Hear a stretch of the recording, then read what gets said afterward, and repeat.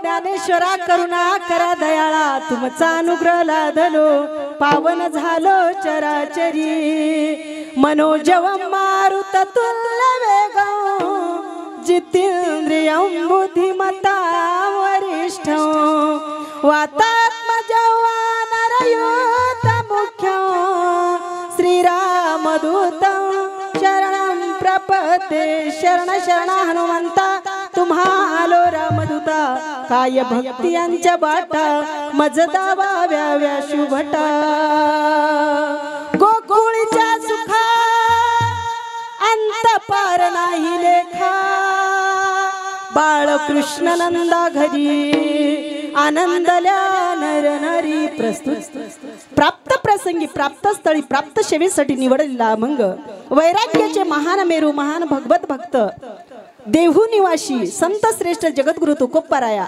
यांचा काल्यातील प्रसंगाचा 4 चरणांचा अभंग आजच्या कीर्तन सेवेसाठी निवडला विठ्ठल विठ्ठल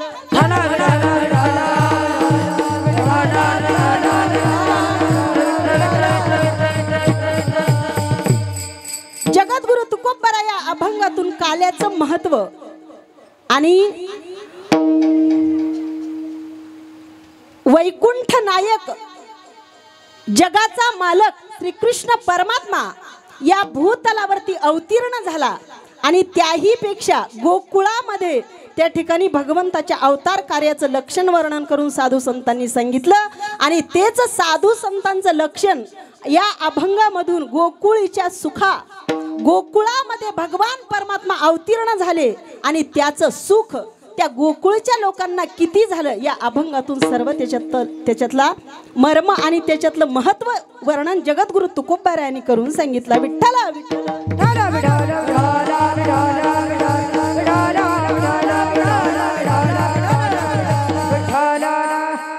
जगद्गुरु तुकोबाराया अभंगातून गोकुळीतल्या सुखांचं वर्णन आणि सुखांचं वर्णन करत असताना त्यांच्या सुखाचे 2 प्रकार आहेत महाराज प्रत्येक सुखांचे 2 प्रकार तर त्या सुखाचं वर्णन करून सांगत असताना सांगतात गोकुळीच्या सुखा अंत पार नाही लेखा.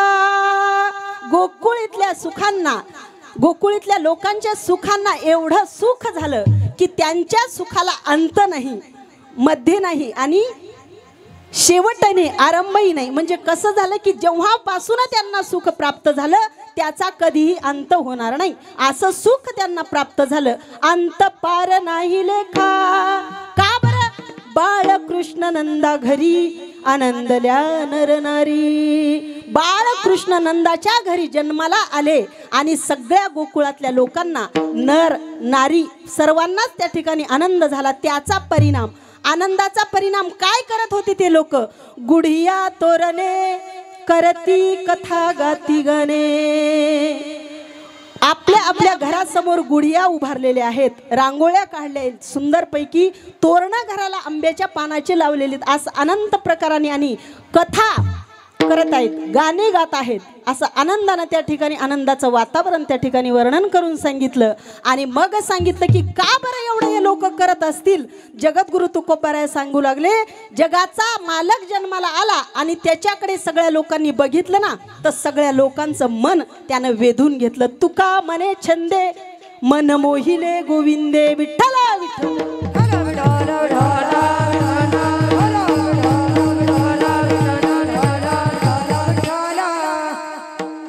सेवेला आरंभ करण्यापूर्वी द्यायचा तो वारकरी संप्रदायाच्या नियमाने अल्पसा परिहार. आपल्या या अंजनी गावामध्ये चालत असलेला हा अखंड हरिनाम सप्ताह, भव्य दिव्य कीर्तन सोहळा, जागर स्त्री शक्तींचा सोहळा कीर्तनाचा, अशा पद्धतीने हे चालत असलेला अखंड हरिनाम सप्ताह मुक्ताबाई महिला भजनी मंडळ यांच्या माध्यमातून आणि सर्व गावकरी मंडळीच्या, पुरुषांच्या, महिलांच्या सगळ्यांच्या सहकार्याने हे चालत असलेला अखंड हरिनाम सप्ताह आहे. म्हणून सर्वात अगोदर मुक्ताई महिला भजनी मंडळ यांना मी मनापासून धन्यवाद देते, त्यांच्या चरणाला स्पर्श करते. त्याच पद्धतीने इथे आवर्जून उपस्थित असणारे गायनाचार्य, ज्यांचं 7-8 दिवसापासून या ठिकाणी योगदान आहे, अशा आमच्या आदरणीय हरिभक्त परायण परमप्रेमस्नेही शिवनंदाताई पांचाळ यांचेही या ठिकाणी माझ्या कीर्तनाला उपस्थिती आहे. म्हणून तुम्हाला मनापासून धन्यवाद. त्याचप्रमाणे या ठिकाणी महाराष्ट्राला वेड लावणाऱ्या दोन्ही बाया आहेत बरं का. ह्या अंजनीलाच वेड लावला असं समजू नका, सगळ्या महाराष्ट्राला वेड लावणाऱ्या अशा गान कोकिळा आदरणीय परमप्रेमस्नेही द्वारकाताई मंगलवाडीकर यांचेही या ठिकाणी उपस्थिती आहे माझ्या कीर्तनाला. त्यांना मनापासून धन्यवाद. द्वारकाताईच्या नावाला टाळी वाजवणे आमच्या शिवनंदाताईच्या, म्हणजे तुम्हाला त्यांचं काय आवडलं. त्याचप्रमाणे या ठिकाणी आमच्या द्वारकाताईंची कन्या असणारी सुंदर अशा प्रकारची कीर्तनकार आहे आणि सुंदर गायन सुद्धा या ठिकाणी करते. तिच्या नावामध्येच ज्ञानोबारायांनी एक खुबी ठेवलेली, ज्ञानेश्वरी, हे की नाही. म्हणून अशी असणारी आमची ज्ञानेश्वरी सुद्धा उपस्थित आहे, तिलाही मनापासून धन्यवाद देते. त्याच प्रकारे 8 दिवसापासून कीर्तन सेवेंचं, कीर्तन प्रत्येक कीर्तन वाजवण्याचं ज्यांच्याकडे कार्य आहे, असे आमचे गोड स्वभावांचे आणि त्यांचे शब्दसुद्धा एक एक विकत घ्यावे लागतात महाराज, असे आमचे हरिभक्त परायण परमप्रेमस्नेही आदरणीय गजाननजी महाराज जवळेकर, ज्यांचं या ठिकाणी गजर मुक्ताबाईचा हे कीर्तन चॅनल सुद्धा उपस्थित आहे, असे आमचे गोड स्वभावांचे गजानन महाराज दादा, तुम्ही उपस्थित 8 दिवसापासून या ठिकाणी खरंच योगदान करत आहात. तुम्हालाही मनापासून धन्यवाद महाराज. कोणी काही बोललं तरी बी सगळं पोटात सामावणारे दादा आहेत, म्हणून तुम्हाला मनापासून धन्यवाद. तसेच या ठिकाणी दुसरे मृदंगाचार्य आमचे आदरणीय परमप्रेमस्नेही, ज्यांचं स्वभाव गोड आहे, ज्यांचं वाजवणं गोड आहे आणि त्यांच्या माळीसुद्धा गोड आहेत, असे आमचे गौरव दादा दाताडेकर यांनाही मनापासून धन्यवाद देते, तेही उपस्थित आहेत. आणि तसेच या ठिकाणी आदरणीय परमप्रेमस्नेही, ज्यांचं पेटी वाजवण्याचं काम चालू आहे, असे आमचे रमेश महाराज वानखेडे यांनाही मनापासून धन्यवाद देते. आणि त्याचप्रमाणे या ठिकाणी तुम्हाला सर्वांना माझा जो आवाज पोहोचवतात ना महाराज, हे की नाही, कारण हे जर नसेल तर आपला प्राण गेल्यासारखं आहे. थोडं कमी जास्त झालं की असं वाटतं की काहीतरी कमी जास्त आहे. असे आमचे आदरणीय परमप्रेमस्नेही गोड स्वभावांचे सगळ्यांच्या हृदयात बसणारे, सर्वांना मिळून मिसळून घेणारे असे आमचे विजयदादा नेतनशेखर यांचं या ठिकाणी साऊंड सिस्टीम आपल्याला लाभलेलं आहे. त्यांनाही मनापासून धन्यवाद देते. त्यांच्याही चरणाला स्पर्श करते. बाकीच्या करो का न करो पण तुमच्या चरणाला स्पर्श करते, कारण तुम्ही आमचा प्राण आहेत दादा. त्याच्यामुळे तुम्हाला मनापासून धन्यवाद.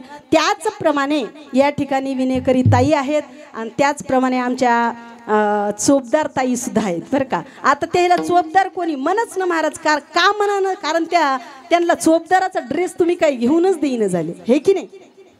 ते कितीतरी म्हणतात दरवर्षी मला चोपदाराचा ड्रेस घेऊन द्या, पण कोणी देतच नाही. आता पुढच्या वर्षी मीच देते का, देऊ आताच. हां घालतात हो, तुम्ही देऊन तर पहा ना. अशा आमच्या चोपदार ताई तुम्हालाही मनापासून धन्यवाद देते. आणि तसेच कोणी राहिले का,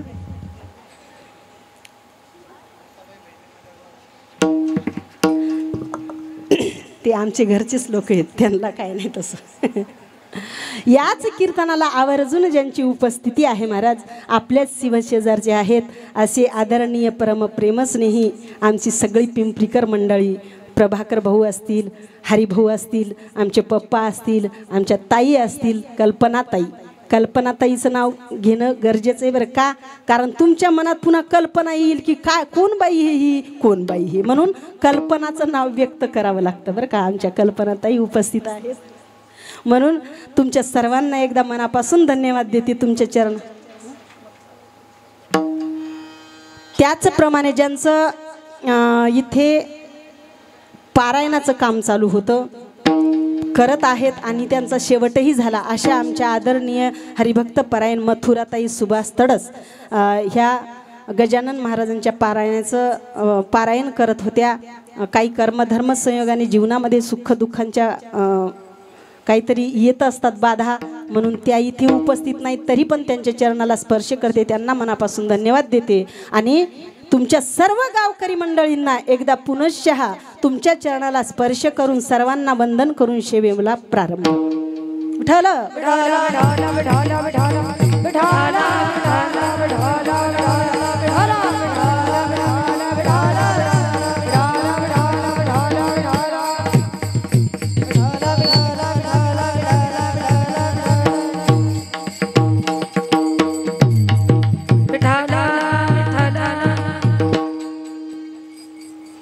विजय दादा यायची आज मजा आणते बघा.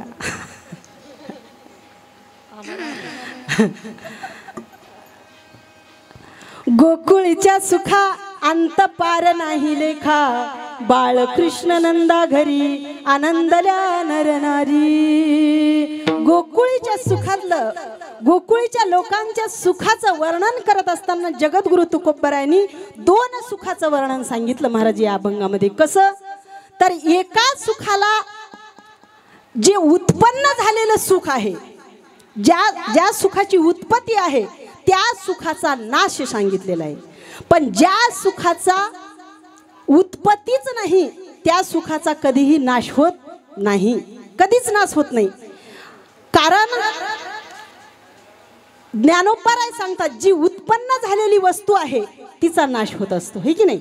उपजे ते नासे, नासले ते पुनरपी दिसे, हे घटिका यंत्रा जैसे परिभ्रमगा. जे उपजलं म्हणजेच उत्पन्न झालं त्याचा नाश आहे. त्याच्याही पेक्षा जगद्गुरु तुकोबराय सांगतात, जे जे कर्म धर्म नाशिवंत, जे जे कर्म धर्म,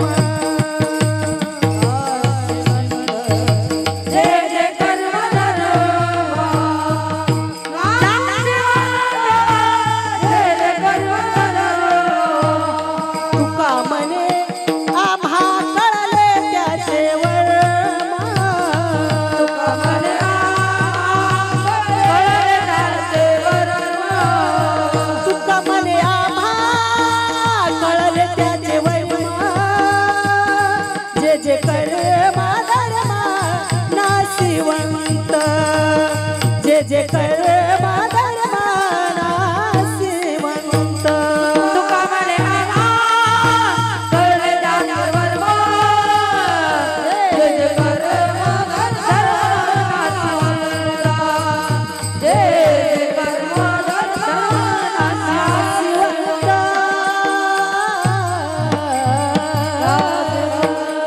तुका म्हणे आम्हा कळले ज्यांचे वर्म जे जे कर्म धर्म नाशिवंत तुकोबराय सांगतात आम्हाला त्याचं वर्म कळालं कशाचं जे उत्पन्न झालेलं सुख आहे त्या सुखाचा नाश आहे महाराज आहे की नाही सांगा ना तुम्ही जर तुम्हाला आता आपल्या गावामध्ये अखंड हरिनाम सप्ताह चालू आहे किती दिवसापासून आजचा दिवस आहे 8वा तसे 7च दिवस आहेत 8 कुठून आणले तुम्ही 8 कुठून आणले 7च दिवस आहेत ना हो परत दुसऱ्या दिवसाची सुरुवात झाली 8व्या दिवसानं म्हणजेच ते 7वा दिवस सुरू झाला पहिला होता ना ते 7वा संपला आणि पुन्हा पहिल्या दिवसाची सुरुवात झाली आज तर असा 8वा दिवस असणारा 8वा दिवस का म्हणायचा 8वा दिवस म्हणजेच त्याला आठवायचे आज कोणाला जो जन्माला आला जो अवतीर्ण झाला त्याला आठवायचे म्हणून 8वा दिवस म्हणून 8व्या दिवशी फक्त भगवान परमात्म्याच्या लीलेनंच या 8व्याची आठवण करून आपल्याला काल्याचं सेवन करून या ठिकाणी या कार्यक्रमाचा समारोप करायचा असतो आणि अशा पद्धतीने हे जे उत्पन्न झालेलं आहे ते मात्र नाश पावतं पण परमात्म्याचं जे सुख आहे आता हे 8 दिवसाचा सप्ताह संपला की तुम्हाला ज्याला ज्याला आनंद होता या सप्ताहामुळे तुमचे सगळ्याच गावकऱ्यांना आनंद होता महाराज सगळ्या गावकऱ्यांना आनंद असल्यामुळे तुम्ही आजपासून या अखंड हरिनाम सप्ताहाची 1 वर्षभर वाट पाहणार आहात म्हणजे हे 8 दिवसाचं जे सुख होतं हे सुख तुमचं या ठिकाणी थोडं कमी कमी कमी कमी होतं आणि पुन्हा काय होतं पुन्हा वर्षाला एकदा उत्पन्न होतं आणि असं जे सुख आहे या सुखाची बाजू वेगळी राहिली प्रपंचातलं सुख धरा तुम्ही प्रपंचामध्ये सुख आपल्याला जर पाहायचं असेल प्रपंचामधल्या सुखाची जर तुम्ही अपेक्षा करत असाल तर प्रपंचामध्ये जे सुख आहे ना महाराज प्रपंचातलं सुख लक्षात ठेवा तुम्ही आता दीपावळीला तुम्हाला साडी आणली बरं का साडी आणल्याच्या नंतर ती साडी दुकानात होती का मग अगोदर कोण्या तरी बाईच्या अंगावर पाहिली ती साडी आणि पाहिल्याच्या नंतर तिला असं मनामध्ये झालं की आता मी अशीच साडी घेणार म्हणजे घेणार मग साडी घेण्यासाठी ती तशीच साडी मग तिला डोनगावला भेटली नाही मेहकरला भेटली नाही मग वाशिमला गेली मालेगाव सोडून वाशिमला तिला माहित आहे डोनगावला भेटत नाही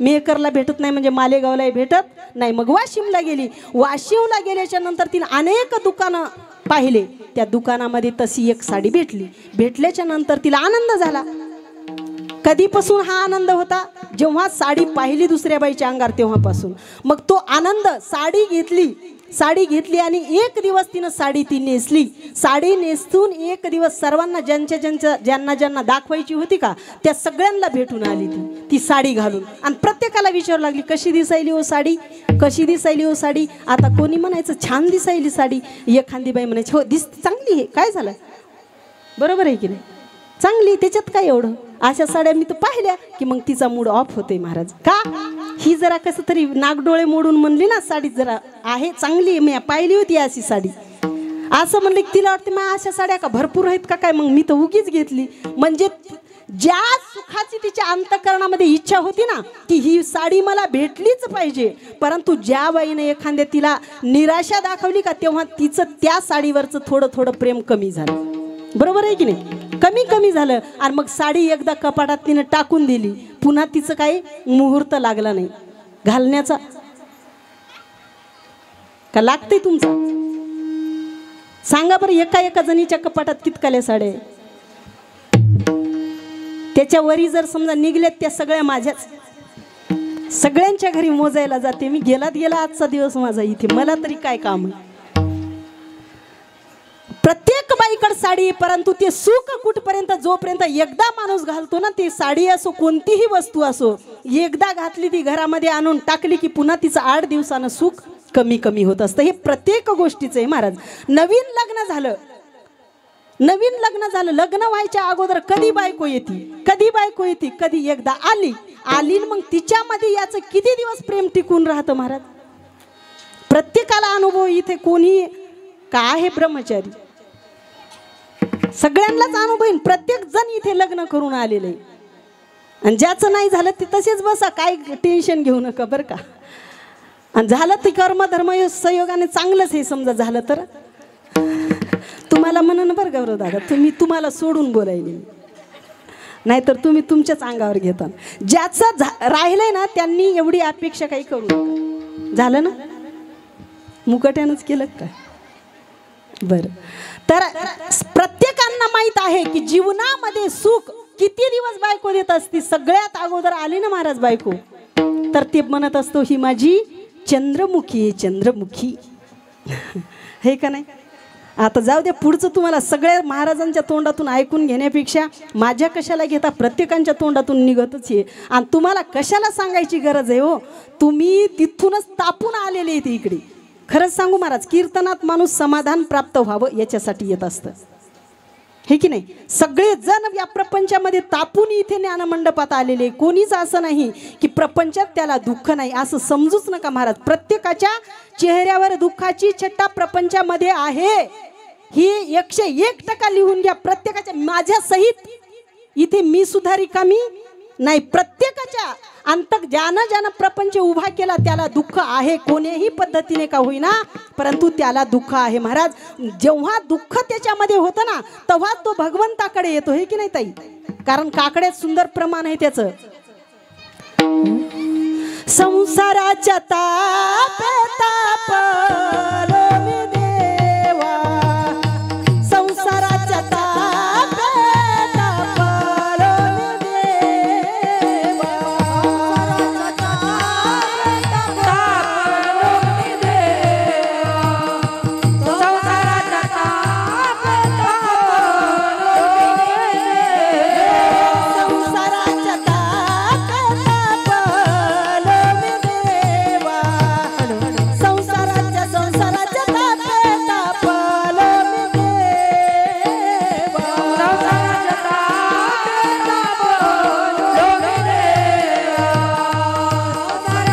तापलो मी देवा. करिता या सेवा कुटुंबाचे, करिता या सेवा कुटुंबाचे, संसाराच्या तापे तापलो मी देवा, संसाराच्या तापे तापलो मी देवा. संसाराच्या कुटुंबाची, कुटुंबाची, संसाराचा ताप तापलो मी देवा, संसाराचा ताप तापलो मी देवा. हो संसाराच्या तापे तापलो मी देवा, करिता या सेवा कुटुंबाचे, करिता या सेवा कुटुंबाचे. संसाराचा ताप तापलो मी देवा, करिता या सेवा कुटुंबाची, करिता या सेवा कुटुंबाची. संसाराच्या तापे तापलो मी देवा, करिता या सेवा कुटुंबाची. संसाराच्या तापाने सगळे माणसं तापून या ठिकाणी येतात महाराज, तेव्हाच तर देवाचं नाव आठवतं. तोपर्यंत आठवत नाही. कितीही साधू संतांनी सांगू द्या बाबा रे, संसारामध्ये दुःख आहे, तुम्ही भगवंताचं नामस्मरण करा, परंतु कोणी ऐकाय तयार नाही. ज्या वेळेला हा तापून तापून तापून जीव तापल्या जातो तेव्हा मात्र देवाची आठवण येत असते बरं का. तोपर्यंत नाही. अंतकाळाच्या समयाला देव आठवतो, तोपर्यंत आठवत. आणि अंतकाळाच्या समयाला देव नाही, अगोदर कोण आठवतं? सोयरे धायरे गण गोत मायोरे बापोरे देवारे म्हणतात, आणि नंतर मग देव आठवतो. देवा अरे मला लवकर तरी घेऊन जा ना, इतकं दुःख का मला भोगावं लागतं असं म्हणत असतो तो. आणि मग देव म्हणतो आतापर्यंत तर माझं कधी तू नाव घेतलं नाही, हे की नाही. मग असा याची टोपी त्याच्या डोक्यात, त्याची टोपी त्याच्या डोक्यात करून करून करून करून जे प्रपंच यानं सामावलेलं आहे, जे जमवलेलं आहे तो प्रपंच त्याला वाटतं एवढं मोठं मी कमवलं, आता एवढं सोडून मला जायचंय, एवढं सोडून कसं जाऊ, याच्यातलं तर मी काहीच उपभोगलं नाही, नेमकीच एवढं मोठं घर बांधलं, अंतकाळ समय जवळ आला महाराज. आणि ते एवढं मोठं घर दिसायला लागते, त्याला काय काय दिसायला लागते. आणि मग ते देवा मला थोडं जर आयुष्य दिलं असतं तर एवढं मी सुख भोगलं असतं रे देवा. अरे काय कर तू, एवढं दुःख भोगून बी तुला सुखाचीच अपेक्षा. मग सुखाची जर अपेक्षा करत असाल ना तर या प्रपंचामध्ये सुख नाही महाराज. सुख कसं आहे, सुख पाहता जवा पाडे आणि दुःख प्रवता एवढा आहे, असं या प्रपंचातलं सुख आहे. म्हणून या प्रपंचातल्या विषयातल्या सुखामध्ये कधीही माणसानं रममान होऊ नये. विषयाचं सुख कसं आहे, विषयाचे समसुख बेगडाची बाहुली अब्राची सावली जाईल लया. विषयाचं समसुख कसे, विषय हे कसे आहेत, पंचविषय आहेत. शब्द स्पर्श रूप रसगंध या 5 विषयामधून जे सुख प्राप्त होतं हे सगळं सुख नष्ट होणार आहे. मग जे सुख नष्ट होत नाही याला दृष्टांत दिला बरं का ज्ञानोबारायांनी पुढे. अब्राची सावली जाईल लया. अब्राची सावली म्हणजे जे आकाशामध्ये सूर्य आहे, तो सूर्य सकाळी निघल्याच्या नंतर, सकाळी कुणी निघतो इकडे मला काही कळत नाही बरं, इकडून निघतो ना, इकडून निघतो. ज्या वेळेला सूर्य इकडून निघतो ना महाराज, जर ही भिंत आहे ना पूर्ण सावली इकडे असते, आणि जेव्हा तो माथ्यावर दिवस येतो त्या भिंतीची सावली असो आपली सावली असो आपल्या पायाखाली असती. पुन्हा दिवस इकडे जाईल ना त्यावेळेला सावली इकडे जात असती. म्हणजे अब्राची सावली जाईल. संध्याकाळपर्यंत सावली किती वेळा बदलती, सारखी बदलण्यावरच आहे ना महाराज. अरे माणसं बदलायला सावली का बरं बदलणार नाही, ते तर सृष्टीचा नियम आहे ना, याच्यामध्ये काय नवलाची गोष्ट आहे. असा प्रकार आहे. म्हणून या ठिकाणी सांगितलं की हे सुख अब्राची सावली जशी बदलत असती तसं हे सुख सुद्धा प्रपंचातलं बदलत राहत असतं. म्हणून या सुखाची अपेक्षा करण्यापेक्षा कोण्या सुखाची अपेक्षा करावी, तर ते सुख शोधण्यासाठी आपल्याला इथं कुठं भेटणार नाही. मग या ज्ञान मंडपामध्ये सुख भेटतं. त्याही पेक्षा हे सुख कळून घ्यायचं असेल तर ते सुख फक्त एकाच महात्म्याजवळ आहे, ते म्हणजे साधू संत. आहे का नाही ताई? सुख बसे घेची ठाई बघू पायी संतांचा, बघू पायी संतांचा. सुख बसे घेची ठाई बघू पायी संतांचा, बघू पायी संतांचा, बघू पायी संतांचा. सुख बसे घेची ठाई बघू पायी संतांचा, बघू पायी संतांचा, बघू पायी संतांचा.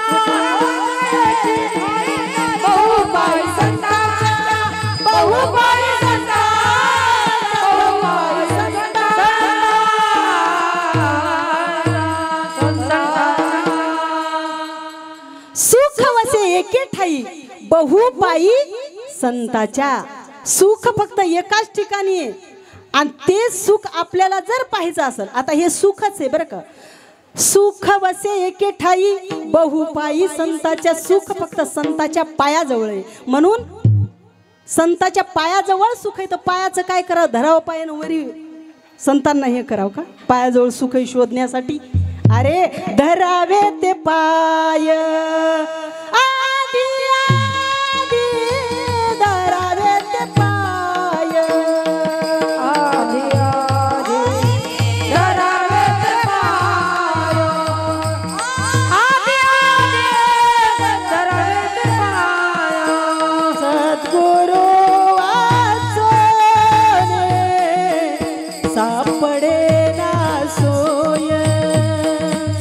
सद्गुरु वाचोने सापडे ना सोय. सद्गुरु वाचोने सापडे ना सोय. सद्गुरु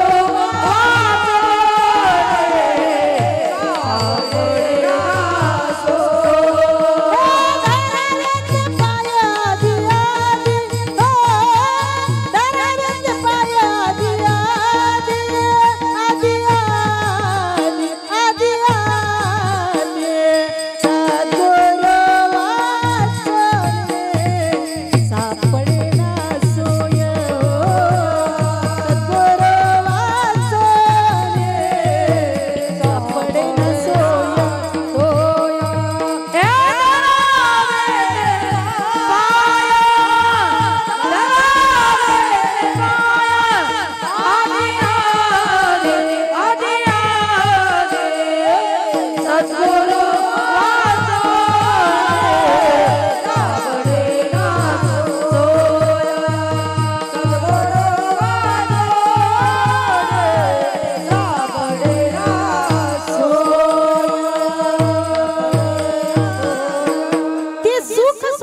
असेल तर धरावे ते पाय आधी आधी किंवा तनु मनु जीवे चरणासी लागावे अगरबता करावे दास्य सकळ तदविधी प्रणिपातेन परिप्रश्नेन शिवया उपदेक्षन्ति ते ज्ञान ज्ञानीन तत्वदर्शिनः। या पद्धतीने संतांची शरणागती केली पाहिजे, म्हणजे संताच्या पायाजवळ सुख आहे आणि मग ते सुख प्राप्त, संताच्या पायाजवळचं सुख प्राप्त झालं की मग आपल्याला सर्व सुखाची प्राप्ती होत असती। मग ते सर्व सुख कुठे आहे ताई? सर्व सुख कुठे? सर्व सुखाचे अगर बाप रखुमा देवीवर, सर्व सुखाचे अगर मने नरहरी सोनार, सर्व सुखाचे अगर जनी मनी शारंगधर। आवाज बसला। अशा पद्धतीने सर्व सुखाची आपल्याला प्राप्ती होती। आणि खरंच सांगू महाराज, संत महात्मे जीवनात कशाला पाहिजे? ते सुख प्राप्त करून देतात आणि ते सुख नाही तर सर्व सुखाची प्राप्ती करून देणारे परमात्मे आहेत। आणि म्हणून परमात्मा सर्व सुखाचा आगर आहे। सर्व सुखाची सर्वांना प्राप्ती करून घ्यायची, मग सर्व सुखाची म्हणजे भगवंताची प्राप्ती करून घ्यायची। मग तो भगवंत आपल्या या अंजनी गावामध्ये आता अवतीर्ण झाला की नाही महाराज? तेच गोकुळच्या सर्व सुखांना याच सुखाची प्राप्ती होती आणि तेच गोकुळचे सुख ज्या वेळेला जगाचा मालक गोकुळामध्ये अवतीर्ण झाला त्यावेळेला सगळे लोक आनंद विभोर झाले आणि हे सगळं जगद्गुरु तुकोबाराया पाहू लागले आणि त्याचं वर्णन अभंगाच्या प्रथम चरणात करतात। गोकुळीच्या सुखा, गोकुळीच्या सुखा, गोकुळीच्या सुखा, गोकुळीच्या सुखा,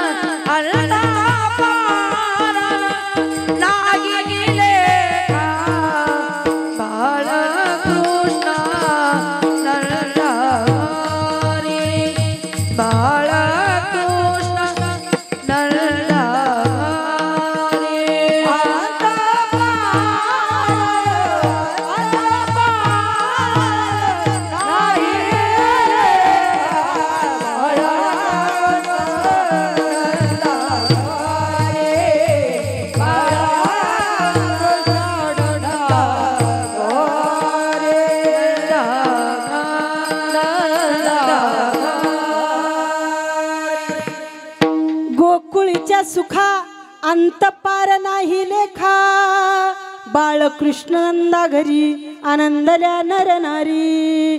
गोकुळीतल्या सुखातलं वर्णन गोकुळीच्या लोकांचं या ठिकाणी वर्णन करतायत महाराज। त्या लोकांना एवढं सुख प्राप्त झालं, एवढं सुख म्हणण्यापेक्षा सर्व सुखच प्राप्त झालं ना, सर्व सुखाची प्राप्ती त्यांना झाली महाराज। आणि म्हणून ते लोक का बरं झाली असेल? जगद्गुरु तुकोबाराय सांगतात की गोकुळीच्या सुखा अंत पार नाही लेखा।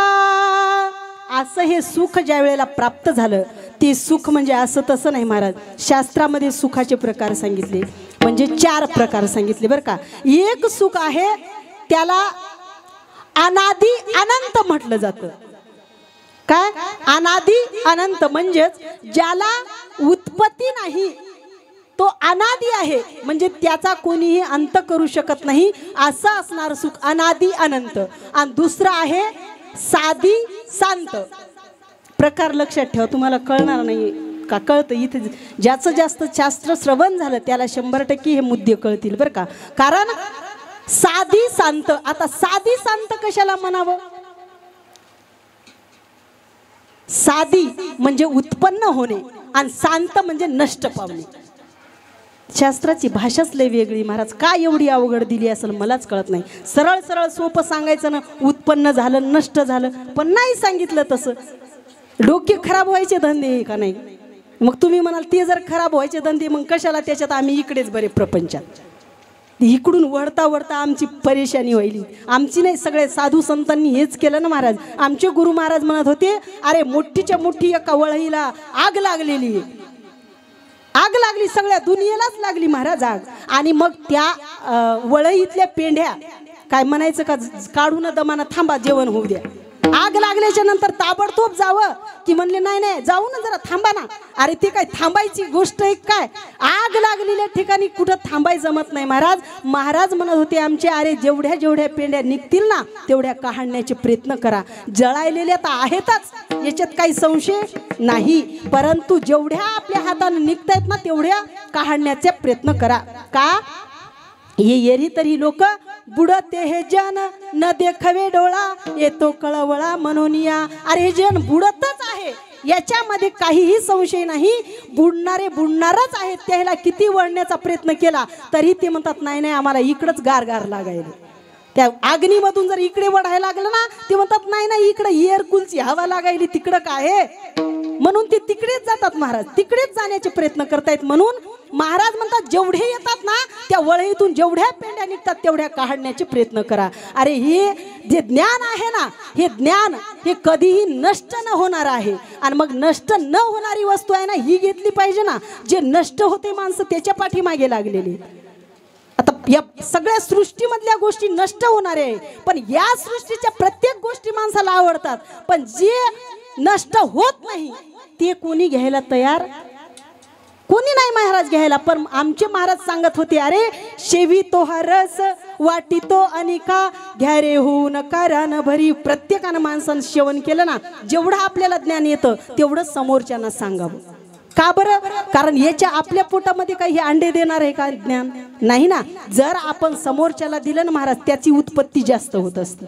मग तसंच आहे, नुसते ज्ञान दिलं म्हणजे उत्पत्ती होती असं नाही. काही तुमच्या जवळचं असलं तुम्ही समोरच्याला दिलं ना डबल होत असतं. मग तुमच्या घरात आता पैसे जर असतील ना तुम्ही इथं आणून दिले तुमचे डबल झालेच. म्हणतील हिला द्या बरं लवकर गावाच्या बाहेर काढून, आता लय झालं हिचं हे का नाही. अरे होतात, पण ही गोष्ट तुम्हाला नाही लक्षात येणार, हे फक्त अनुभव घेणारालाच माहिती. अशा पद्धतीने या ठिकाणी सांगितलं की म्हणून आपल्या जवळचं ते ज्ञान आहे ते समोरच्यांना दिलं पाहिजे. आपल्याजवळ काहीही असो महाराज, एक आपल्याला अभंग येतो ना समोरच्याला शिकवला पाहिजे, एक चाल आपल्याला येते ना समोरच्याला शिकवली पाहिजे. पण आपलं तसं नाही महाराज. आपल्याला जे येते त्याला वाटते दुसऱ्याला येऊच नाही, है की नाही. दुसऱ्याला येऊच नये. का माझं वजन कमी होईल ना तिथे. मला वाटते इथं मी जे सांगते तसं दुसऱ्याला कोणाला येतच नाही आणि उगच काहीतरी हे करायचं. पण खरं सांगू महाराज, साधू संतांनी सांगितलं बाबा तुम्ही काय करा, तुमच्याजवळ आहे ते देण्याचे प्रयत्न करा. देत राहा म्हणजे काय होईल. तुका मने पोते देवे भरिले नो हेरिते. तुकोबाराय सांगतात की जर भगवंत पोत भरायला असला ना तर कधीही त्या घरचं पोत रिकामं होणार नाही. मग ते ज्ञानाचं भांडार असो की कशाचंही असो, संत महात्म्याकडे ज्ञानाचं भांडारच्या भांडारच असतं आणि ते वाटतात म्हणून तर सर्व सुखाची प्राप्ती आपल्याला होती, नाही तर एरवी होणार नाही. म्हणून ही सर्व सुखाची प्राप्ती या गोकुळातल्या लोकांना झाली आणि गोकुळातल्या लोकांनी त्याचं वर्णन केलं की आता आमचं सुख कधीही न संपणार आहे, कधी याचा अंत नाहीच आहे महाराज. अंत पार नाही लेखा. गोकुळीच्या सुखांना त्या सुखाचा अंत पार नाही. आणि म्हणून ते म्हणतात याचा परिणाम नेमकं कशामुळे तुम्हाला हे सुख प्राप्त झालं हो सांगा ना महाराज. तेव्हा सांगू लागले याचं कारण आहे म्हटले की आमच्या नगरीचा राजा नंदबाबा आहे आणि त्याला 70 वर्षाच्या नंतर पुत्राची प्राप्ती झाली, एक परमात्म्याची प्राप्ती झाली, म्हणून त्याचं सुख आम्हाला प्राप्त झालं. अभंगाचं दुसरं चरण. बाळकृष्ण नंदाघरी बाळकृष्ण नंदाघरी बाळकृष्ण नंदाघरी बाळकृष्ण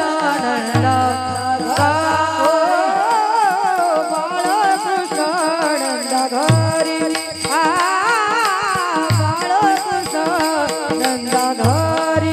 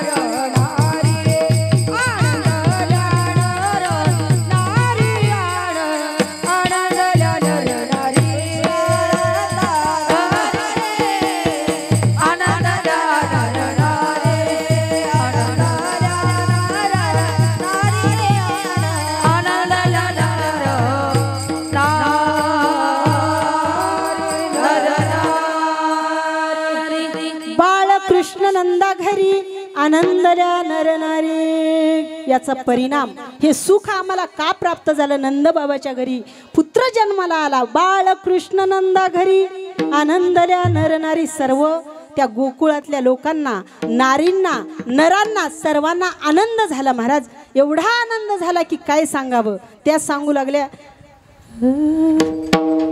किती सांगू मी सांगू कुणाला, किती सांगू मी सांगू कुणाला, आज आनंदी आनंद झाला, आज आनंदी आनंद झाला, आज आनंदी आनंद झाला।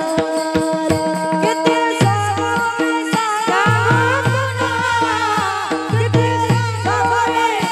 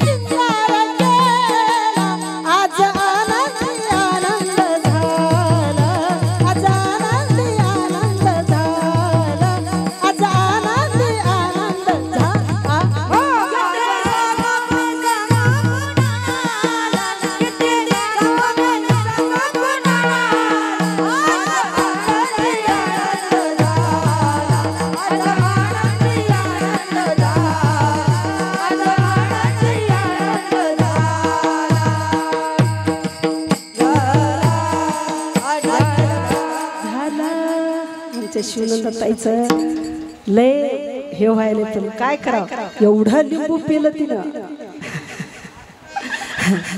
लिंबू टाकू टाकू आमटी पेली महाराज। मग आवाज बसणार नाही का? आणि माझ्या कीर्तनाला दरवर्षी आवाज बसून घेती बघा, काय सांगावं आता।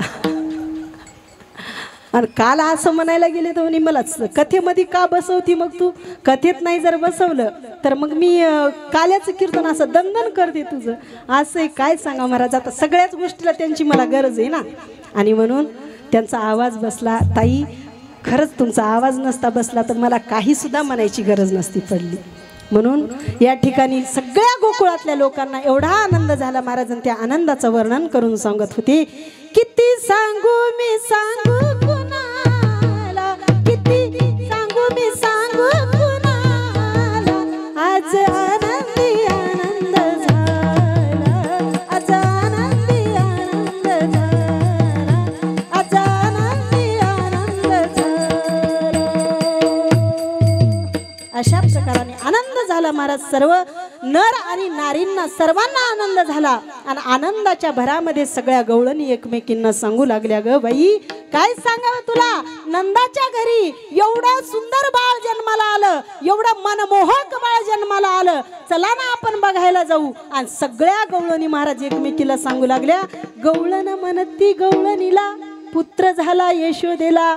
आणि मग सगळ्या गवळणी निघाल्या, अशा तशा निघाल्या नाही तर कशा निघू लागल्या, मग पुतळ्या डोरलं साकळ्या पैंजण, पुतळ्या डोरलं साकळ्या पैंजण,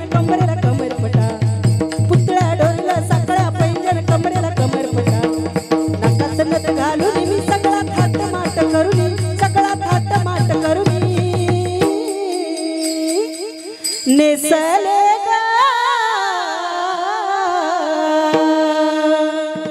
मी नेसले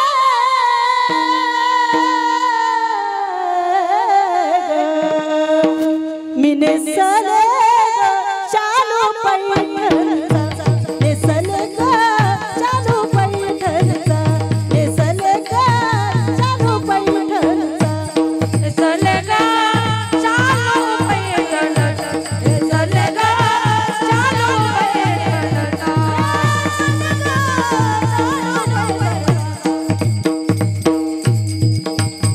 हे नाव ठेवू नका कुणी ग बाई मला नाव ठेवू नका कुणी नाव ठेवू नका कुणी नाव ठेवू नका कुणी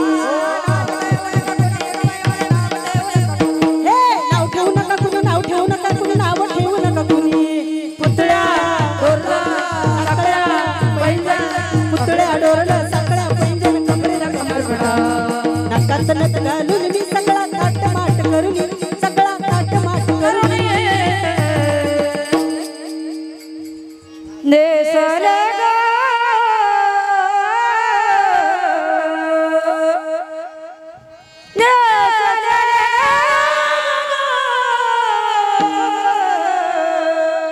नेसले ग चालू पैठणचा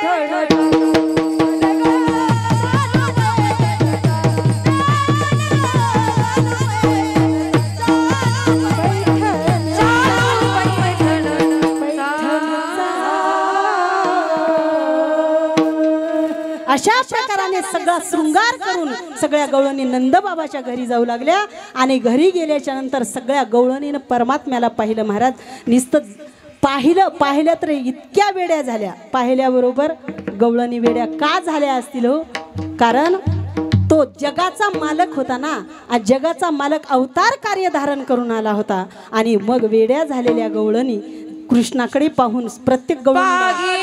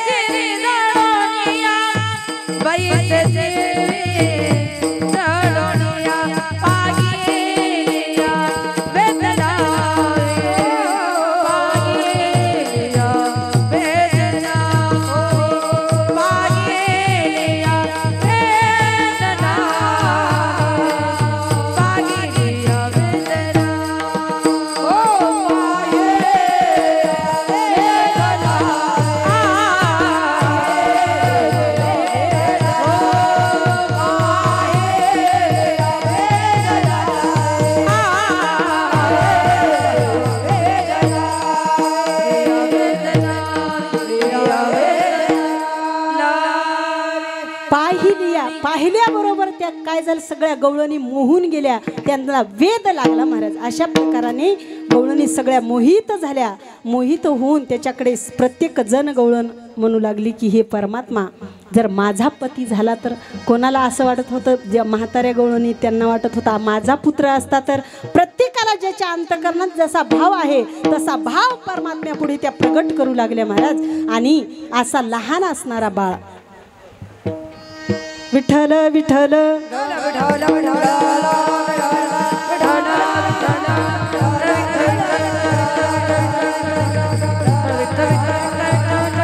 अशा प्रकाराने सगळ्या गवळणी मोहित झाल्या आणि सगळ्या गवळणी त्या परमात्म्याकडे पाहून आपापला भाव प्रगट करत होत्या. प्रगट करत असताना काय झालं तर सगळ्या गवळणी तिथे किती वेळ थांबणार. सगळे घरचे लोक म्हणले चला की घरी, इकडेच किती दिवस थांबता. 7-8 दिवसापासून तुमचं बघतोय. उठले की निघायला आपल्या साड्या घेतल्या, ताटं घेतली की निघल्या मंडपाकडे. अरे आता शेवटचा दिवस आहे, चला ना आज तरी शेतामध्ये जाऊन बघा कसं सीड झालंय. कशी सोयाबीन झाली, कसं काय झालं, घरचे लोक बोलू लागले. कशासाठी? असं चीड पाहण्यासाठी, याच्यासाठी नाही महाराज. म्हटले अरे एवढा परमात्मा जन्माला आला आणि या जन्माचा उत्सव, आनंद उत्सव साजरा करण्यासाठी त्यांच्याच घरी नाही तर आपल्या घरी सुद्धा काहीतरी करा ना. आपल्या घरासमोर सुद्धा रांगोळ्या काढा, आपल्या घराला सुद्धा काहीतरी गुढी उभारा. आनंदाचं वातावरण आहे. नुसतं एका घरी जाऊनच काय आनंद वाटणार आहे का महाराज? सगळ्या गावामध्ये आनंद कधी वाटत असतो? ज्या वेळेला सगळ्यांच्या दारापुढे रांगोळी. काल कसं आपण दिंडी काढताना प्रत्येकाच्या दारामध्ये रांगोळी होत्या, प्रत्येकाच्या दारामध्ये सगळं व्यवस्थित पाट मांडलेले, पाय धुवायला आहे, ते सुंदर अशा प्रकारचं छान वाटतं. आणि नुसतं मंदिराजवळच एवढं छान वाटतं का? नाही, कारण दिंडी प्रदक्षिणा ज्या वेळेला घालायची सगळ्यांच्या दारामध्ये रांगोळी असल्या पाहिजे. म्हणून सगळे गोकुळवासी लोक म्हणत होते त्या गवळणींना, चला आपल्या घरी सुद्धा सजवायला. आणि तेव्हा सर्व गवळणी हे आनंद उत्सव साजरा करण्यासाठी आपल्या आपल्या दारापुढे रांगोळी काढण्यासाठी, गुढिया उभारण्यासाठी, तोरणं बांधण्यासाठी त्या ठिकाणी त्यांनी सगळ्यांनी आपापल्या दारापुढे हे शृंगार केला. अभंगाचं तिसरं चरण. गुढिया तोरणे गुढिया तोरणे गुढिया तोरणे गुढिया तोरणे गुढिया तोरणे गुढिया तोरणे गुढिया तोरणे गुढिया तोरणे गुढिया तोरणे गुढिया तोरणे गुढिया तोरणे गुढिया तोरणे गुढिया तोरणे गुढिया तोरणे गुढिया तोरणे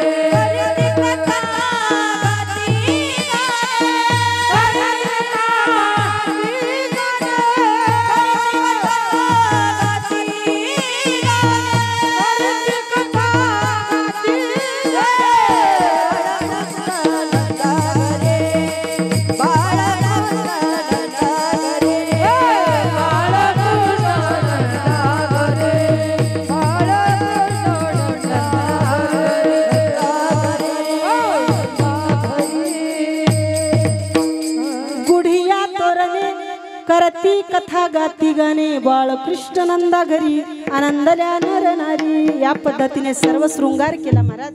परंतु आपल्याला थोडंसं भगवंताने केलेल्या अनंत खोड्यांचं अनंत चरित्र पाहायचंय बरं का, म्हणून मी पटपट पुढं जाते बरं का ताई. तर या पद्धतीने असा आनंद त्या ठिकाणी त्यांनी सर्वत्र चांगला केलेला आहे. परंतु काल्यापर्यंत जायचे आणि अशा पद्धतीने परमात्मा हळूहळू हळूहळू मोठे व्हायला लागले आणि अनंत खोड्या त्या ठिकाणी करू लागले. खोड्या करत असताना अनेक खोड्या केल्या महाराज. त्या खोड्यांचं सुद्धा साधू संतांनी वर्णन केलं. कारण भगवंताच्या खोड्या, भगवंताचं चालणं, भगवंताचं बोलणं, भगवंताचं पाहणं, भगवंताची हर एक लीला साधू संतांनी वर्णन करून सांगितली. काय सांगावं महाराज? कारण यशोदा राणी म्हणायची, खोड्या नको करू माझे बाबा, हो खोड्या नको करू माझे बाबा, माझे बाबा, माझे बाबा, माझे बाबा, बाबा बाबा, माझे बाबा, खोड्या नको करू माझे बाबा, खोड्या नको करू माझे बाबा.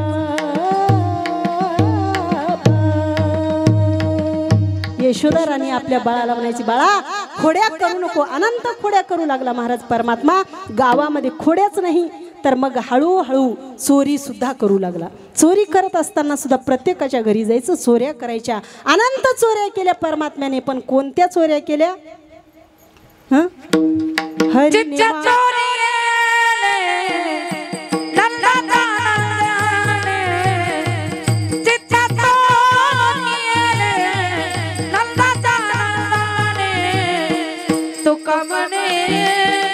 गरुडा ध्वजा तुका म्हणे गरुडा ध्वजा चित्त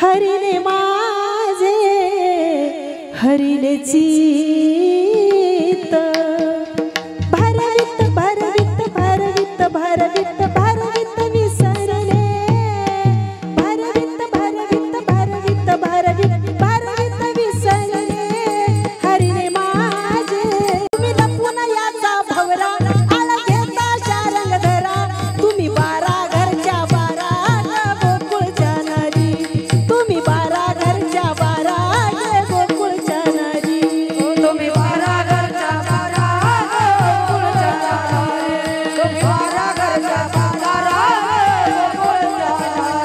गोकुळच्या नारी गोकुळच्या नारी माझा बाळ इतकं कुणाचे तरी तुम्ही त्याच्यावर का आळ घेता ग तुम्ही 12 घरच्या 12 एका तोंडानं थोडा बोलणार आहेत आणि मग मात्र त्या गवळणीनं ठरवलं हिला आता आपण रंगे हात पकडून द्यायचं कृष्णाला आणि मग मात्र त्या विचार करू लागले आता त्या म्हणल्या माझ्या घरी येऊ दे एक म्हणती माझ्या घरी येऊ दे अनेक प्रकारांना खूप लीला आहेत महाराज एवढ्या लीला आपल्या काही सांगणं होणार आहेत का कथेतून बी होत नाहीत गजानन भाऊ आणि असे बी होत नाही बरं का कारण असं भांडार भरलेलं आहे एवढं भांडार आपण काय अरे श्रुती सुद्धा म्हणती नेती नेती आपण काय वर्णन करणार आहे सांगा ना तुम्ही म्हणून वेद जाणू गेला पुढे मौनावला किंवा वेदासी कानडा श्रुतीशी कानडा हे की नाही कारण कोणालाच भगवंताचं वर्णन होत नाही कोणाच्याच मुखानं कारण आपली वाणी सगळ्यांची साधू संतांची वेदाची वाणी कमी पडली तर आपण तर तुच्छ आहोत हो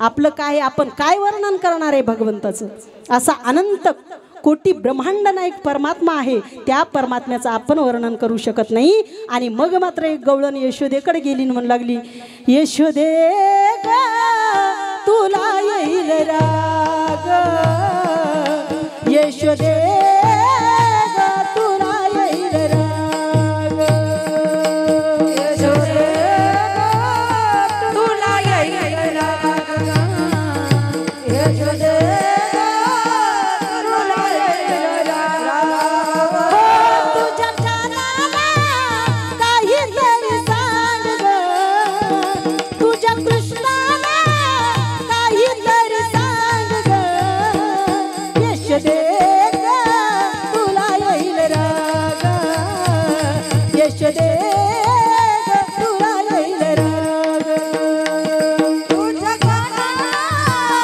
काहीतरी सांग तुझ्या कृष्णाला काहीतरी सांग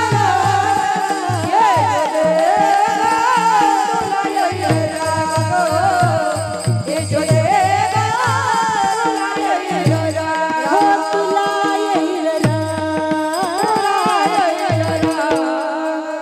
यशोदेकडे गेले आणि यशोदे बघ तुझ्या पोरानं असं केलं बघ तुझ्या पोरानं तसं केलं आणि मग यशोदा राणी म्हणली बाळा आता मात्र एवढे गाराने मी काय ऐकून घेऊ शकत नाही म्हणून उद्या जाई वना संगे घेऊन गोधना आणि मग वनामध्ये निघाले परमात्मा महाराज वनामध्ये जाऊन सुद्धा अनंत त्या ठिकाणी खेळ खेळले बरं का परमात्म्याने बरेच खेळ खेळले आणि खेळ खेळत असताना आता वनात जात असताना सुद्धा ह्या गवळणी काही गावातून आता वनात गेल्यावर काय गरज आहे यायला यमुनेला आपलं रिकामं भांडं करायचं निघायचं त्याच्या पाठीमागे तरी त्या बाबाला रिकामं सोडलं नाही हो आणि परत त्याच्यावरती आळ घ्यायचा परत त्यालाच हे करायचं म्हटल्यावर कसं आणि मग परमात्म्यानं ठरवलं आता या गवळणी आपला काही पिछा सोडत नाही परमात्म्यानं बासरी वाजवायला सुरुवात केली की सगळ्या गवळणी सगळे भांडे घेऊन यमुनेच्या नदीवर हे की नाही कारण जर समजा भरलेला रांजण असला तरी रिकामा करायचा आणि सासूला सांगायचं मी पाण्याला चालले आपल्या घरी पाणीच नाही आता काही सासूला सांगायची गरज नाही आणि कुठे पाण्याला जायची बी गरज वेणूचा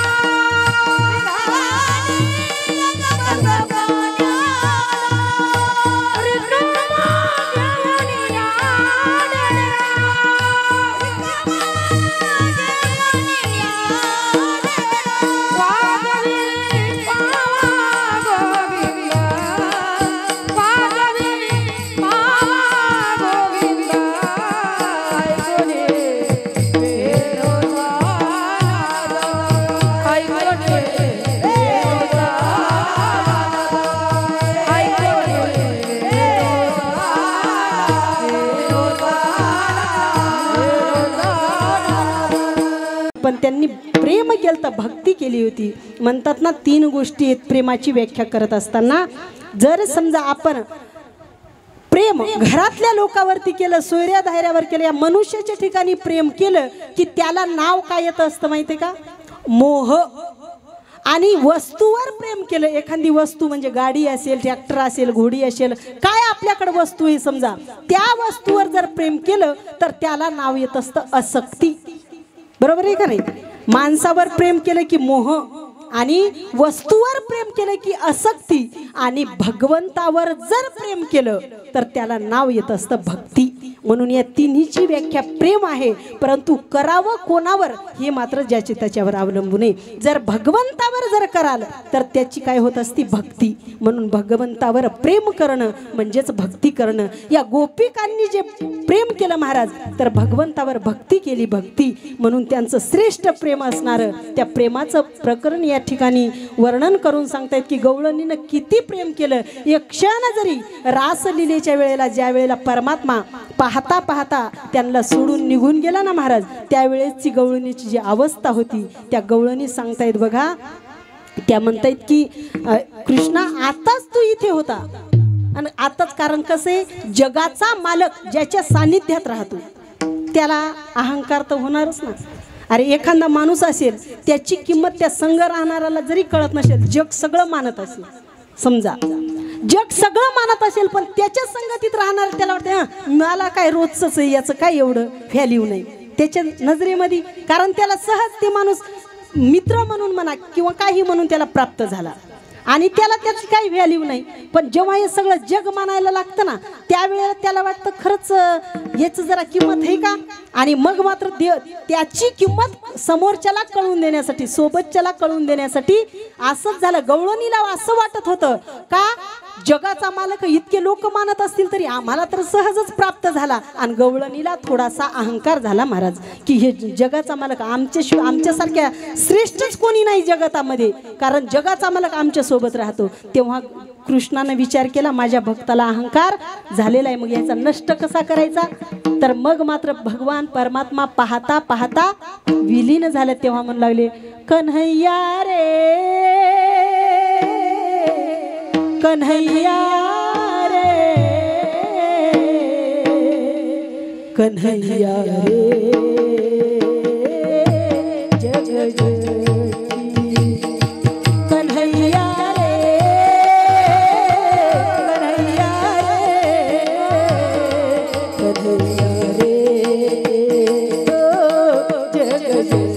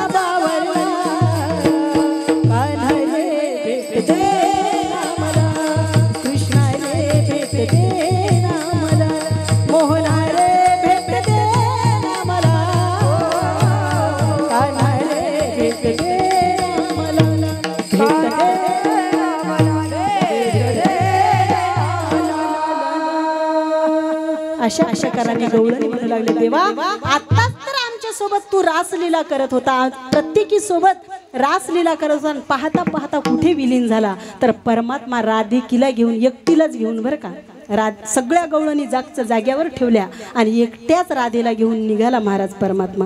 निघाल्याच्या नंतर राधेला असं तसं नाही, पायी नाही, खांद्यावर घेऊन निघाला होता.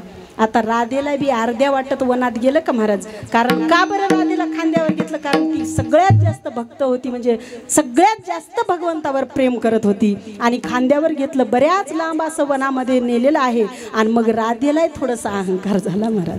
राधा म्हणू लागली, या सगळ्या गोपिकांपेक्षा, गोपिका म्हणतायत सगळ्या जगापेक्षा, सगळ्या जगतातल्या बायापेक्षा आम्ही श्रेष्ठ आहोत, सगळ्या गोपिका. आणि सगळ्या गोपिकांपैकी राधिका म्हणती मी सगळ्यात श्रेष्ठ आहे, कारण मला खांद्यावर घेऊन चाललाय ना हा, आणि खांद्यावर घेऊन चाललाय म्हटलं, आणि सगळ्यात श्रेष्ठ मी आहे. जेव्हा एवढीशीच उर्मी तिच्या अंतःकरणामध्ये निर्माण झाली, निर्माण झाल्यावर बरोबर भगवंतानं ओळखलं आणि ओळखलं की तिच्या अंतःकरणात निर्माण उत्पन्न होणं, आणि लगेच ती खांद्याहून खाली कशी, गजानन भाऊ कसं फेकलं खाली, धपकन खाली टाकलं. ती म्हणे, ए कृष्णा असं मला का टाकून दिलंस? ते म्हणे, मला ओझं गिझं झालंय म्हणे, मला जीव आहे का नाही काहीतरी, अरे चल पायी पायी म्हणे, मला आता घ्यायचा कंटाळा आलाय, माझा खांदा दुखायला लागला. ती म्हणे, अरे कृष्णा माझ्या पायाला काटे टोचतील, या वनामध्ये किती दगड आहेत, खडे हे, मी नाही चालू शकत म्हणे. ते म्हणे चल नाही तर राय मग इथेच. आणि मग असं पाहत पाहत ती रागावून बसली महाराज. बाईचा स्वभाव असतो, जर पती एखाद्या वेळेस का होईना, जर समजा थोडंसं काय झालं तिला काहीच नसतं बरं का, एवढीशी जरी गोष्ट असली तरी तिला वाटते माझ्या नवऱ्यानं मला मनवलं पाहिजे, म्हणजे विनंती केली पाहिजे, काहीच नसतं थोड्या गोष्टीवरूनच. आणि त्यानं थोडी का विनंती केली, तिची हे झालं, ती उगी दाटू मुठीचे नाटकं करते. आणि मग ते काय करते, जाऊ दे ना म्हणतं, यार तू काय असं करती तसं करती. जवळ जाऊन तिला जेव्हा तो प्रेमानं बोलायला लागतो ना, आणि मग लगेच तिचा राग शांत होतो. हे स्वभाव स्त्रीचा आहे महाराज. आणि म्हणून ती थोडीशी रुसून बसली, पण कृष्णानं असं नाही केलं महाराज. कृष्णाला वाटलं जर का आज मी हिच्या पुढे झुकलो तर ही पुन्हा हिच्या अंतःकरणातला जो अहंकार आहे कधी नष्ट होणार नाही. परमात्मा पाहता पाहता विलीन झाले, आणि विलीन झाले मग राधा सुद्धा रडू लागली. ह्या सगळ्या गोपिका त्या रासलीलेच्या ठिकाणावरून पाऊल खुनाने पुढे चलत होत्या. कृष्णाची एकटाचीच पावलं दिसत होते. मग पुढे पाहतात महाराज, जिथे टाकून दिलं ना तिथून पुढे दोघांची पावलं दिसायला लागली. दोघांचे पावलं जेव्हा दिसतायत ना, तेव्हा त्यांनी विचार केला, अगं एक कोणीतरी गोपी कृष्णाबरोबर गेलेली दिसते म्हणे. आणि मग कोण असेल म्हणून सगळ्यांमध्ये शोधतायत. म्हणलं फक्त राधा नाही म्हटले आपल्यामध्ये, म्हणजे नक्कीच राधेबरोबर कृष्ण गेलेला आहे. आणि मग पुढे जरासं गेल्या महाराज, राधा एकटीच रडत बसली होती. तेव्हा तिला विचारलं, का रडतेस तू? तिनं सांगितलं, कृष्ण माझ्यासोबत होता, परंतु आता कुठं गेला हे माहीत नाही. आणि मग सगळ्या गवळणी त्या ठिकाणी, भागवतामध्ये फार सुंदर वर्णन आहे महाराज. अनेक प्रकाराने सगळ्या गवळणी व्याकुळ झाल्या आणि सगळीकडे शोधू लागल्या परमात्म्याला, परंतु परमात्मा काही भेटाय तयार नाही महाराज. काय सांगावं, त्यांनी जेवढ्या लीला जन्मल्यापासून परमात्म्याने केल्या ना, त्या सगळ्या लीला ह्या गोपिका करू लागल्या. वेड्या झाल्या होत्या ना, कोणी पुतना मावशी व्हायचं, कोणी काय अनेक प्रकारचे आसुर व्हायचं, बकासूर, धेनुकासूर, हे सगळे आसुर व्हायचे. तशी कृष्णासारखी लीला करत होत्या, म्हणजे वेड्या झाल्या होत्या सगळ्या, की मी कृष्ण आहे, मी पुतना आहे, असं आहे तसं आहे म्हणून लीला करू लागल्या. आणि तेवढ्यामध्ये सगळा अहंकार त्यांचा नष्ट झाला. आणि मग परमात्मा एकाएकीच त्यांच्या समोर प्रत्यक्ष प्रगट झाला. आणि तेव्हा सगळ्या गवळणी म्हणू लागल्या, कृष्णा अरे इतकं वेडं लावून असं का जातोस बाबा? आम्ही तुझ्यासाठी सगळं घरदार सोडून आलेलं आहे, सगळ्या सासू सासऱ्यांचा, आई वडिलांचा, सगळ्यांचा त्याग करून तुझ्यासाठी आम्ही रास लिहिलेला आलो, आणि तू मात्र निघून गेलास. असं काय केलंस? कारण त्या गवळणी म्हणत होत्या, बाई लगन तुमसे लगा बैठे, लगन तुमसे लगा बैठे, जो होगा देखा जाएगा. लगन तुमसे लगा बैठे, लगन तुमसे लगा बैठे, जो होगा देखा जाएगा.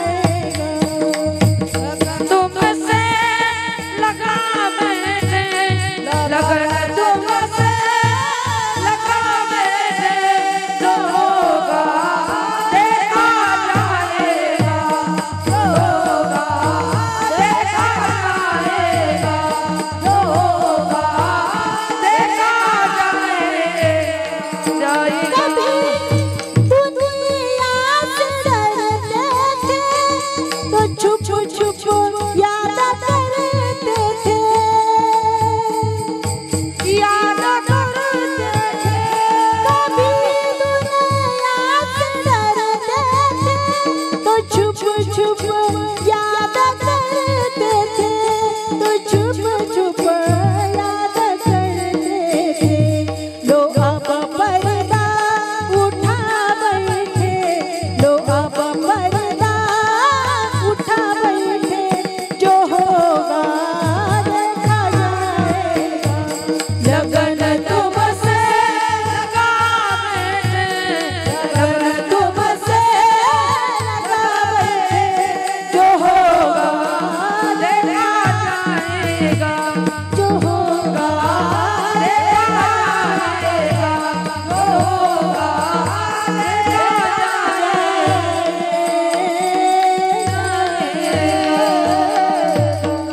गवळणी वर्णन करतायत महाराज देवा आम्ही सर्वांचा त्याग केलाय आता मात्र घाबरणार नाही आता जे व्हायचं ते होऊ दे आता आम्ही तुझीच एक फक्त कास धरलेली आहे बस तुझ्या विना आम्ही आता दुसरीकडे कुठे जाणार नाही आणि असा तू लपून जर बसशील तर आम्ही कोणाच्या आधारावर जीवन जगावं असं करू नकोस बाबा तेव्हा परमात्म्यानं सांगितलं बाई तुम्हा सर्वांना एक छोटासा अहंकार झाला होता ते अहंकार नष्ट करण्यासाठी मी या ठिकाणी ही लीला केलेली आहे तुमच्यापासून अजिबात मी दूर कुठेही गेलेलो नाही कारण तुमच्या ठिकाणीच आहे तुम्ही स्वतःच्या अंतःकरणामध्ये बघा प्रत्येकांच्या अंतःकरणामध्ये मी आहे तुम्ही असं काही खेद मानू नका तेव्हा सगळ्या गवळणी रडू लागल्या आणि देवाला म्हणू लागल्या देवा आता मात्र तुझ्यापासून आम्ही कुठेही जाणार नाही तेव्हा परमात्म्यानं सांगितलं तुम्ही माझ्यामध्येच विलीन आहात तुम्ही एवढ्या प्रेम करताय की तुम्हाला सगळ्यांना माझ्यामध्ये सामावून घेण्याची शक्ती आहे एवढं गोपिकांचं प्रेम त्या ठिकाणी आहे महाराज आणि असंच प्रेम तुमच्या सर्वांचं भगवंताच्या चरणी असावं अशी माझी विनंती आहे आणि त्याच पद्धतीने मग मात्र भगवंताने गोपाळाबरोबर अनेक लीला केल्या गायी घेऊन गेल्याच्या नंतर मग मात्र अनेक खेळ खेळले बरं का तिथे हमामा पोरा हमामा डुमरी वाजे डुमावा अबक दौबकती बक पोरा त्रिगुण खेळ मान अनेक खेळ त्या ठिकाणी खेळले आणि खेळल्याच्या नंतर मग मात्र सगळे सवंगडी होऊन लागले देवा आता मात्र वर्णाला फोडणी बसलेली आहे सगळ्यांना वास येत आहे आता काही आम्हाला याच्यामध्ये सुख वाटत नाही कशामध्ये सुख वाटतं मग कारण आता मात्र भूका लागल्या आम्हाला आणि भूका लागल्याच्या योगाने सगळ्यांच्या शिदोऱ्या एकत्र करा कारण आता खेळण्यामध्ये काही मजा राहिलेली नाही आता बस सगळ्यांच्या शिदोरे एकत्र करा आणि तुमच्या हाताने सर्वांना काला द्या कारण काल्याचे प्रकार कोणते महाराज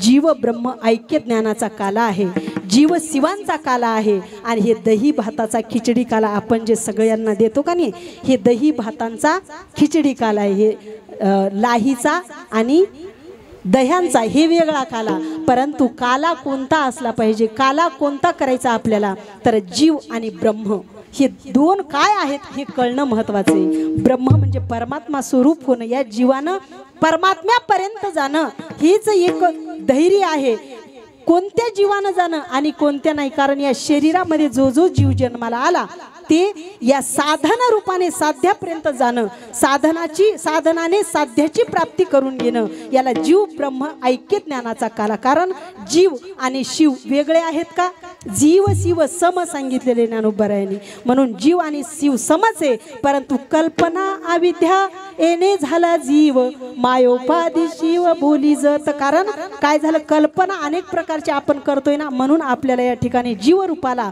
जीव दशेला उपाधी घेतली आपण मुक्त होता परी बळे झाला बद्ध घेऊन या छंद माझे माझे मुक्त असताना आपण बद्ध झालो म्हणून आपल्याला जीवदशा प्राप्त झाली मग ही जीवदशा जर घालवायची असेल तर आपल्याला हे काल्याचा प्रसाद काल्याचं कीर्तन आणि काला म्हणजे काय हे समजण्याची गरज आहे काला म्हणजे दुसरा तिसरा काहीच नाही या अंतकरणातल्या या हृदयातल्या परमात्म्यानं त्या परमात्म्याशी एकरूप होणं म्हणजेच जीव ब्रह्म ऐक्य ज्ञानाचा काला हे दुसरं काहीच नाही इथे काला हे काला तर आपल्याला घरी पण बनवता येतो ना जरासं दही आणायचं साखर टाकायची लाह्या टाकायच्या आणि खालीवरी करायचं आणि हे काला खायचा काय गरज आहे का इथे येण्याची? परंतु कोणता काला महाराज की 7 दिवसापर्यंत आपण श्रीमद भागवत कथा श्रवण केली आणि जे राजा परीक्षितीनं स्वतःचा उद्धार करून घेतला, भगवान परमात्मा 7 दिवसामध्ये प्राप्त करून घेतला, तसं आपण सगळे कोण आहोत? परीक्षिती आहोत. आणि परीक्षितीनं 7 दिवसापर्यंत कथा श्रवण केली आणि आज मात्र ते ज्याच्या कथा श्रवण केल्या, जो परमात्मा वर्णन करून श्रीमद भागवताने सांगितला, तोच परमात्मा आणि राजा परीक्षिती दोन्हीचं ऐक्य होणं, किंवा हे राजा परीक्षिती आपण तुम्ही आम्ही आणि ते शुकाचार्य महाराज ते जे सांगतायत आणि परमात्मा एक रूप होणं, म्हणजेच 7 दिवसापर्यंत जे तुम्ही ऐकलं हे कळालं की नाही हे याच्यातून कळत असतं. मग ज्याचा जीव परमात्म्याशी शिवरूप झाला त्याचा खरा कालाही इथं नाही, तर काला तर कालाच नाही ना, काही कामाचा नाही मग काला म्हटल्याच्या नंतर, आहे की नाही? नाहीतर कालवाच आहे मग, आहे की नाही? म्हणून या ठिकाणी जीव ब्रह्म ऐक्य ज्ञानाचा काला करणं हेच सगळ्यात महत्त्वाची गोष्ट आहे. आणि हे दुसरा कोणालाही काला करता येत नाही, कुठेही करता येत नाही. तर याच्यासाठी उत्तम लोक सांगितलेले, कारण वाळवंटाच्या ठिकाणी काला होत असतो. वाळवंट कुठे आहे? मग आपल्या अंजनीत सुद्धा आता इथे वाळवंटच आहे बरं का, परंतु वाळवंटाच्या ठिकाणी का सांगितला काला त्याचं सुंदर वर्णन आहे, पण ते आपल्या विषयामध्ये नाही, पण फक्त थोडंसं त्याला स्पर्श करू. का सुंदर वाळवंटात काला का सांगितला? वाळवंटामध्ये म्हणजे वाळू असती, वाळूमध्ये तुम्ही जर हरभरा पेरलं तर येईल का? हो नाही, नाही येत. दुसरं काही पेरलं तर नाही येत. वाळूमध्ये काहीही पेरा येत नाही. तसं वाळवंट म्हणजे कोण आहे? आपलं हृदय हे वाळवंट आहे. आणि या वाळवंटाला वाळवंट बनवायचे. जर कोणाचं चिखला मातीचं जर वाळवंट असेल तर ते सगळा चिखल बाजूला करायचा आणि त्याच्यात फक्त वाळवंट झालं पाहिजे, म्हणजे पुन्हा त्याच्यामध्ये कोणताही विकार जन्माला आला नाही पाहिजे. जसा वाळवंटामध्ये काही पेरलं तर उगवत नाही, तसं आपलं हृदय वाळवंट बनवलं पाहिजे आणि त्या हृदयामध्ये पुन्हा काम, क्रोध, लोभ, मद, मत्सर, वासना कोणत्याही प्रकारच्या कोणतेच विकार उत्पन्न नाही झाले पाहिजे. म्हणून त्या ठिकाणी जीव ब्रह्म ऐक्य ज्ञानाचा काला, आणि हेच काला दुसरं कोणी करत नाही. तर हे कोण करत असतं? फक्त परमात्मा आणि संत हे दोनच करत असतात, बाकी कोणीही करत नाही. म्हणून हे काला परमात्मा आता सर्व सौंगड्यांना देत आहे, सगळ्यांच्या शिदोरे एकत्र करून त्या ठिकाणी काला करत आहेत. आणि हाच काला आपल्या अंजनीमध्ये आहे. अशा प्रकाराने परमात्म्याने जो काला केला त्या काल्याचा आनंद शेवटच्या चरणात वर्णन करता येतो.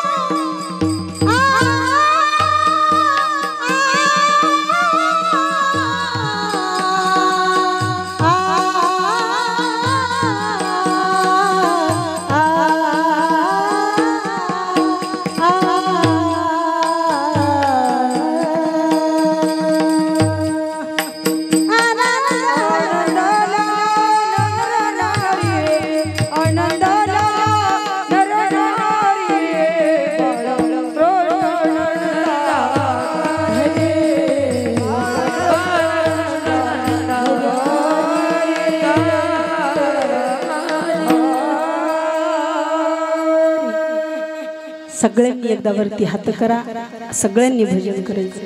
करा बरं, टाळकरी सोडून नाही तर तुम्ही करसाल. विठोबा रखुमाई, विठोबा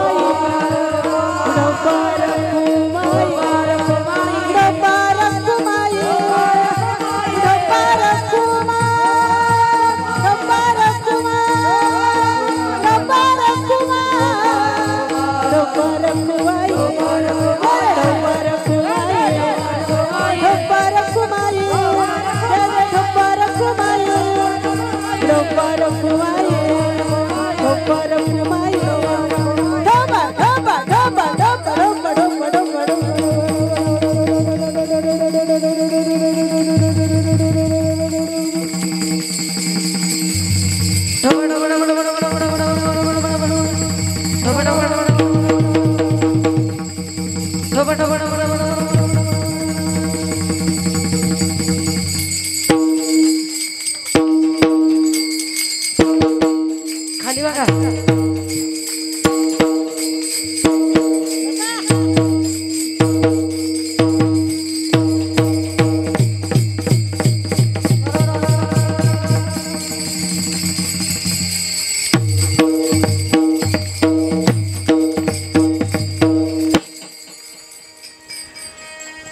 गोकुळीच्या सुखांत पार नाही लेखा, बाळकृष्ण नंदा घरी आनंदल्या नरनारी.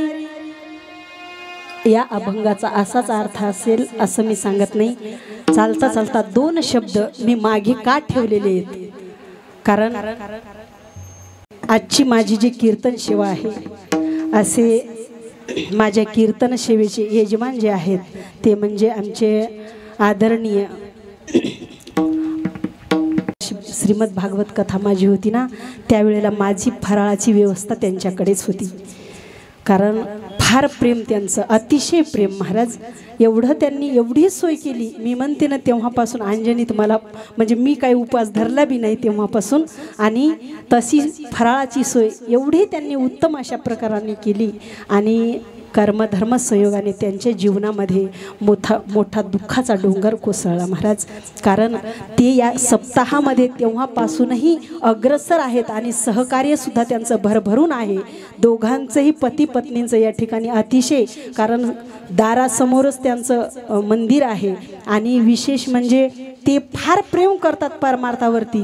एवढा दुःखाचा डोंगर कोसळूनही त्यांच्या ठिकाणी एवढी श्रद्धा आहे महाराज, की ते आजही या अखंड हरिनाम सप्ताहामध्ये आपलं योगदान देत आहेत. वास्तविक पाहता असं होणं शक्य नाही गजानन दादा.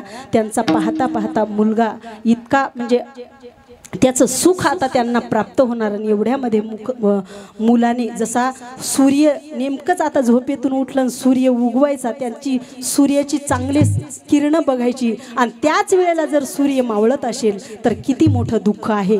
त्या पद्धतीने त्यांच्या जीवनामध्ये दुःख झालं. एक छोटासाच मुलगा, आणि एवढूसा मुलगा असताना 2-3 वर्षांनाच लग्न झालं असेल कदाचित, इतकं कमी वयामध्ये. आणि ते त्यांचा सूर्य मावळला तरीही ते म्हणजे छातीवरती दगड ठेवून इतकं या सप्ताहामध्ये योगदान देतात. मी तर म्हणते त्या ठिकाणी आमच्यासारखे सांगणारे जरी लोकाला असले का, तरी बी एवढं धैर्य करू शकणार नाहीत. इतका त्यांच्या अंतःकरणामध्ये दुःखाचा बांध फुटलेला आहे, तरीही ते या ठिकाणी योगदान देत आहेत. त्यांच्यासाठी एकदा जोरदार टाळी झाली पाहिजे. एवढं दुःख त्यांच्या जीवनामध्ये सांगू शकत नाही मी, कारण मला गेल्या वर्षी तर त्यांच्याबद्दल वर्णन नाही करता आलं, एवढं मला रडायला येत होतं. कारण कशामुळे माझी व्यवस्था त्यांच्याकडे होती, आणि भाऊसुद्धा इकडून तिकडे तिकडून इकडे जात होते, आणि ते पुढच्या लगे 2-4 महिन्याने ते गेले म्हणून समजलं. काय वाटत असेल सांगा ना. अहो, एवढं कमी वयाचा मुलगा जाणं, आता आपल्या गावामध्ये आज काल परवासुद्धा गेला मुलगा, त्याचं काय वय होतं, तरीही कर्मधर्म संयोगाने ज्याचं आयुष्य, महाराज खरं सांगू का, जो आवडे देवासी, जो आवडे सर्वाशी काहीतरी हे ना, तोची आवडे देवासी. जे सगळ्यांना आवडत असतो ना महाराज, तोच देवालाही आवडत असतो बरं का. खूप कमी आयुष्य त्या ठिकाणी जगून म्हणजे तो माणूस एवढा मुलगा काकूंचा आमच्या कमी वयामध्ये भरपूर काही कार्य करून त्या ठिकाणी गेलेला आहे, म्हणून काकू आजच्या माझ्या सेवेचे ते अनिल काका आणि काकू दोघेही उपस्थित राहिले आणि त्यांना मनापासून माझा धन्यवाद आहे। आणि असाच तुम्ही दुःखाचा डोंगर जरी तुमच्या जीवनात असेल, प्रत्येकांच्या जीवनात आहे महाराज, नाही असं नाही बरं का। श्रीमद भागवत कथेमध्ये याची सुंदर कथा आहे, माणसाच्या जीवनातला थोडासा मोह बाजूला होत असतो, पण प्रत्येकाच्या एकदा नाही का म्हणतात की गौतम बुद्धाला एका बाईनं विचारलं होतं, एकच अर्धाच मिनिट घेते। गौतम बुद्धाने एका बाईला विचारलं होतं, एका बाईनं गौतम बुद्धाला विचारलं की बाबा माझा मुलगा मेला म्हणे, मी काय करू, आता माझा मुलगा जिवंत झाला पाहिजे, असं काहीतरी करा।